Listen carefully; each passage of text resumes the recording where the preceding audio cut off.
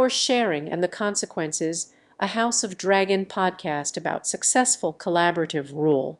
Title: Power Sharing and the Consequences, a House of Dragon podcast about successful collaborative rule. Intro. We all know the phrase power corrupts, and absolute power corrupts absolutely. But what if we told you there's a way to share power and still get what you want? Welcome to our podcast, where we dive into the world of politics and explore the concept of power sharing. Segment 1. What is power sharing? Power sharing is a system where multiple stakeholders, parties, or individuals come together to exercise power and make decisions collectively. It's a collaborative approach to governance where each participant has a voice and a role to play. This can be seen in various forms of government, including coalition governments, power-sharing agreements, and joint leadership. Segment 2. Benefits of power sharing. So, why would anyone want to share power?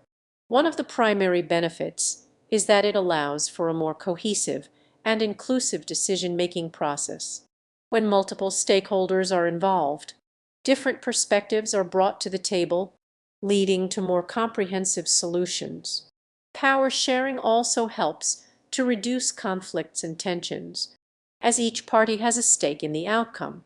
Furthermore, it can foster a sense of trust and cooperation, as parties work together towards a common goal.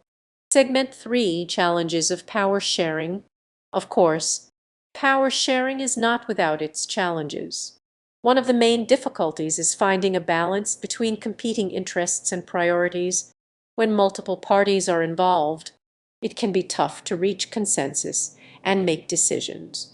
Additionally, power sharing can lead to a lack of accountability, as individuals may be hesitant to take responsibility for decisions made in a collaborative environment. Segment 4. Examples of successful power sharing. Despite the challenges, there are many examples of successful power sharing models around the world. In Israel, for example, the country has a system of power sharing between the Jewish and Arab communities. In Northern Ireland, the Good Friday Agreement established a power-sharing government between Unionists and Nationalists. Even here in the United States, we see examples of power sharing in state governments where minority parties are represented in decision-making positions. Segment 5. Consequences of power sharing. So, what are the consequences of power sharing? Research suggests that it can lead to more effective decision-making, increased stability, and reduced conflict. However, it can also lead to a lack of action, as parties may be hesitant to make decisions when there are competing interests. In extreme cases, power sharing can even lead to the downfall of governments, as parties become too focused on competing for power rather than working together. Conclusion. In conclusion, power sharing is a complex and multifaceted concept that requires careful consideration and negotiation.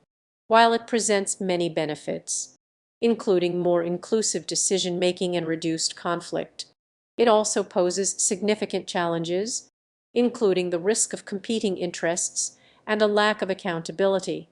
As we continue to navigate a rapidly changing world, it's essential to consider the potential consequences of power sharing and how it can be implemented effectively.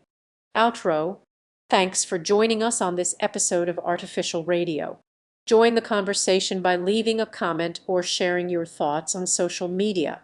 We'll be back next time with more insightful discussions on artificial intelligence and the world of technology.